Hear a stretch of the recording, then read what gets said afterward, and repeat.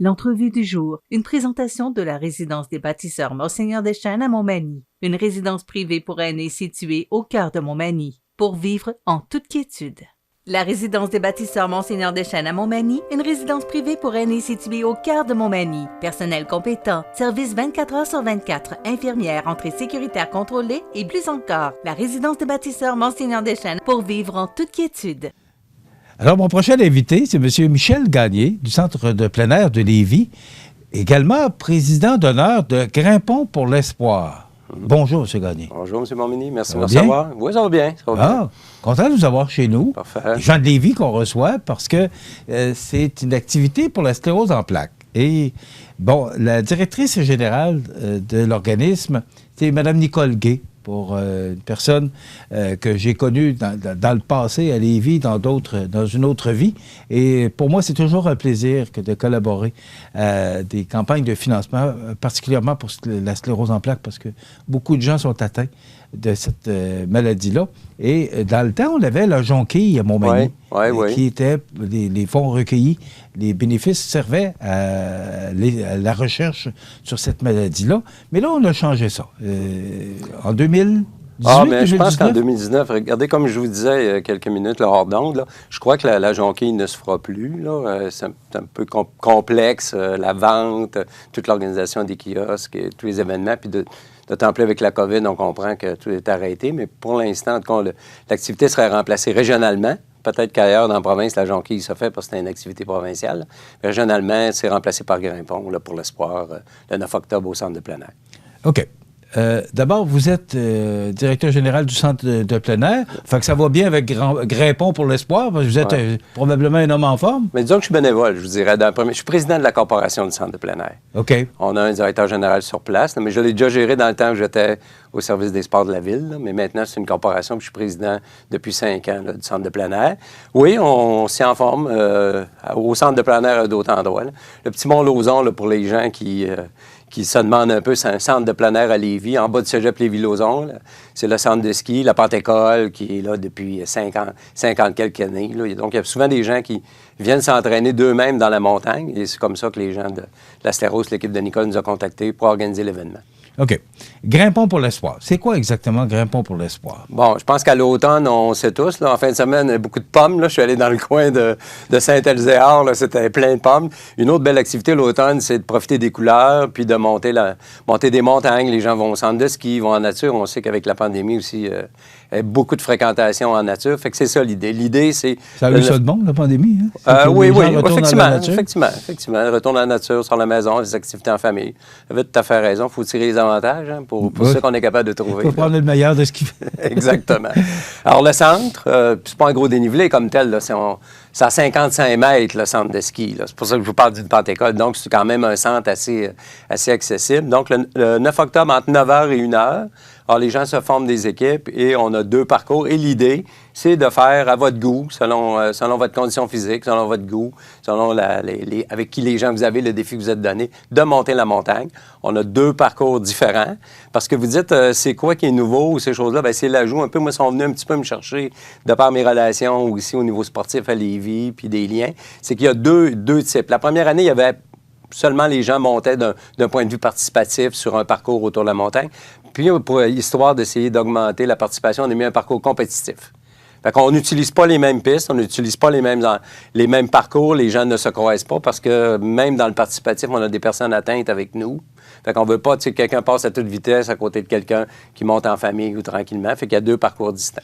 Donc, ce qu'on appelle le tracé participatif et le tracé compétitif. Effectivement. Donc, ce que vous voulez, c'est rejoindre la masse. Effectivement. On veut les gens, on veut le plus de gens possible, on veut les gens en équipe, on veut les sensibiliser, on veut sensibiliser des gens qui ne le sont pas à la cause. Là, fait que c'est ça. Puis les inscriptions sont ouvertes. Ça rentre bien. Je vous avoue, M. Montminy, c'est sûr qu'on est encore en période de COVID. Il y a beaucoup de gens qui disent, je me suis pas beaucoup entraîné, j'ai pas eu le temps de faire beaucoup d'activités. Mais ça, il faut voir ça justement comme une activité de retrouvailles. On va respecter les mesures sanitaires. On est à l'extérieur complètement.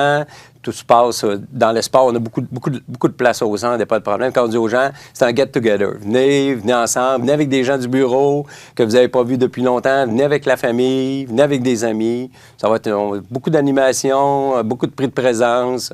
On a un beau setup, on a quelque chose de fun. Puis Nicole l'a dit, il va faire beau. Fait que là, on est... Ouais, mais si Nicole l'a dit, il va faire beau. Il est mieux de faire beau parce qu'il y en a qui vont se faire parler.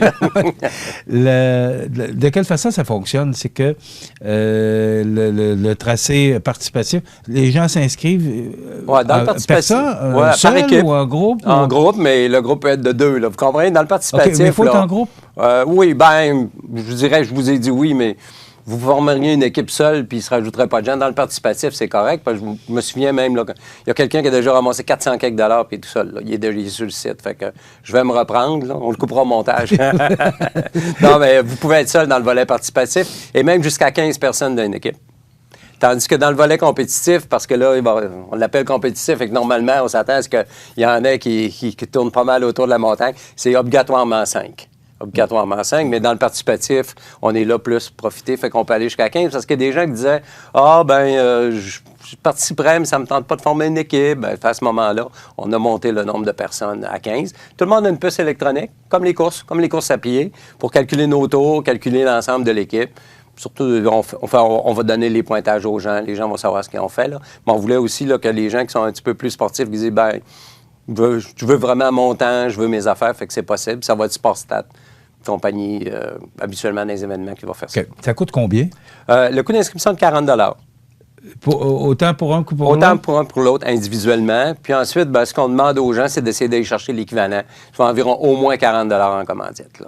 Alors, c'est ce qu'on souhaite. Puis on a un objectif de 20 000 $ pour la journée. Puis on a des gens qui sont déjà associés avec nous. C'est la Banque nationale qui est le présentateur, mais on a plusieurs partenaires qui sont avec nous, notamment le parcours participatif, c'est Jean Bette de Lévis, le constructeur de jeux, de modules de jeux. Puis ensuite, c'est Déco Plancher Pelletier qui a pris le volet compétitif. On a beaucoup de participation. Les gens connaissent la cause et l'organisme, puis sont associés avec nous. Je pense qu'on a 12 commanditaires sur le gilet qu'on va remettre aux gens, puis une petite médaille de participation. Et c'est la deuxième année, puis vous me dites que c'est aussi connu que ça?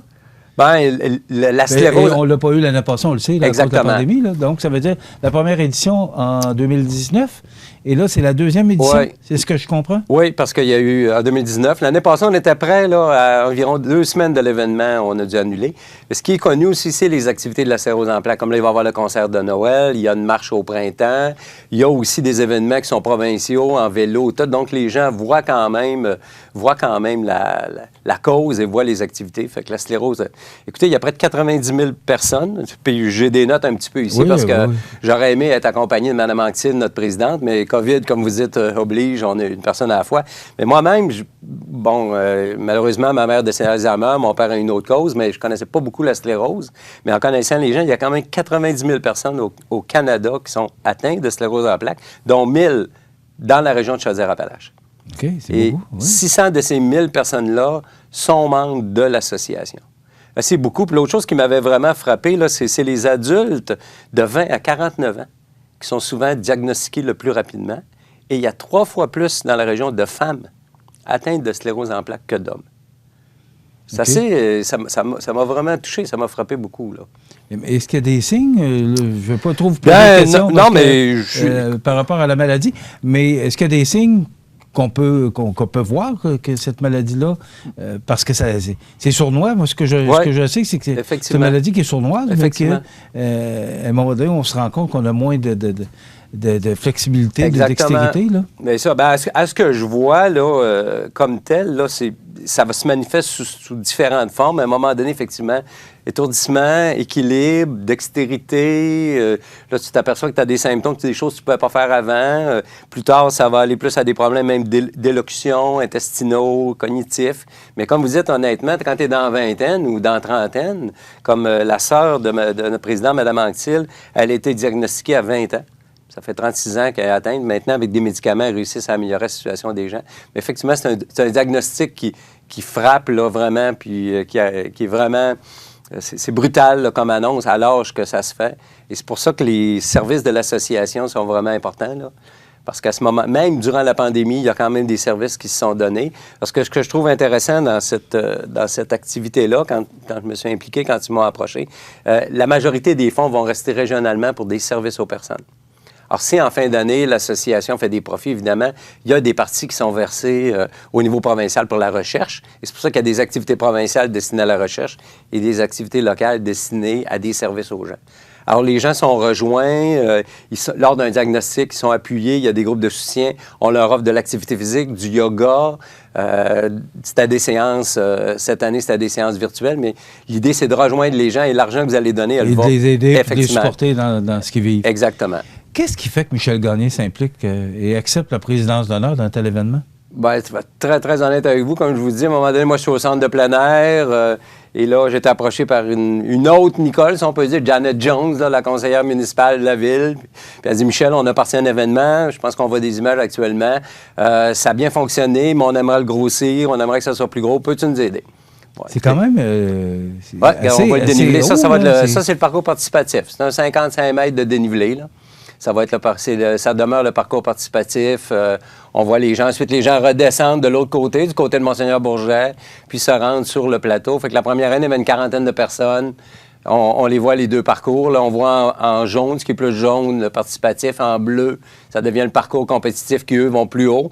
On a fait en sorte aussi qu'ils puissent courir un petit peu plus, parce que si on s'attend à des sportifs, ben, à ce moment-là, quand ils vont être rendus sur le haut de la montagne, il y a quand même un beau dénivelé qui va leur permettre de courir.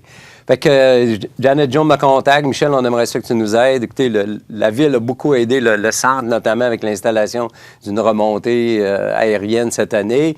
Mme Jones est dans plein de causes. Fait que j'ai dit oui, je vais vous donner un coup de main, là.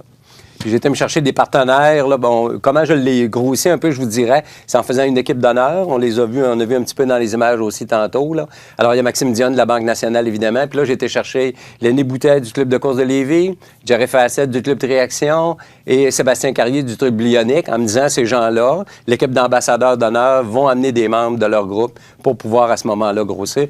Ça va bien. C'était difficile de démarrer, là, mais là, maintenant, on a passé 60 personnes. Maxime m'a dit qu'il y a 25 personnes de la Banque nationale là, qui vont venir. Fait que faut passer au moins 100 personnes. OK. Donc, c'est le 9 octobre. Oui. C'est au... centre de plein air. Pardon? Le centre de plein air, Monseigneur Bourget, 65 oui. Monseigneur Bourget. OK. Et ça coûte 40 $ par inscription. Exactement. Et il y a le tracé participatif et le tracé compétitif. Donc, deux tracés pour rejoindre tout le monde. Alors, c'est important. C'est le 9 octobre. Il ne faut pas oublier ça. C'est à quelle heure? C'est à 9 h. 9 h le matin. Puis les gens peuvent venir nous voir sur www.grimpontpourlespoir.ca. Aussi, ils font une recherche section sclérose en plaques, Chaudière-Appalaches. Ils vont voir les informations, puis on va les diriger. Là, puis ça va nous faire plaisir de les accueillir. Puis, vous savez, on va peut-être terminer. Là. Moi, ce que je veux dire aux gens, c'est on donne beaucoup. On est beaucoup sollicités. C'est vraiment... Mais c'est important de continuer. Je vous disais en entrée de jeu, puis là, on parle de sclérose en plaques. Jeudi...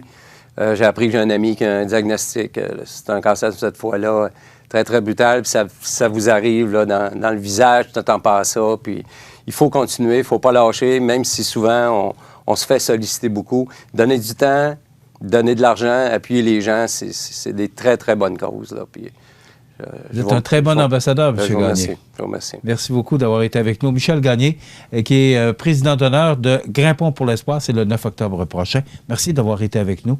Et puis, la sclérose en plaques, on parle beaucoup de toutes les autres maladies cardiaques, le cancer, mais la sclérose en plaques est une maladie qui est bien présente dans notre région aussi. Tout à fait. Personnes dans plus de 1000 personnes dans Chaudière-Appalaches. Merci beaucoup d'avoir été avec nous. Merci. Ça complète dans quelques instants les grands titres de l'actualité avec José Soucy. L'entrevue du jour, une présentation de la résidence des bâtisseurs Monseigneur Deschênes à Montmagny, une résidence privée pour aînés située au cœur de Montmagny, pour vivre en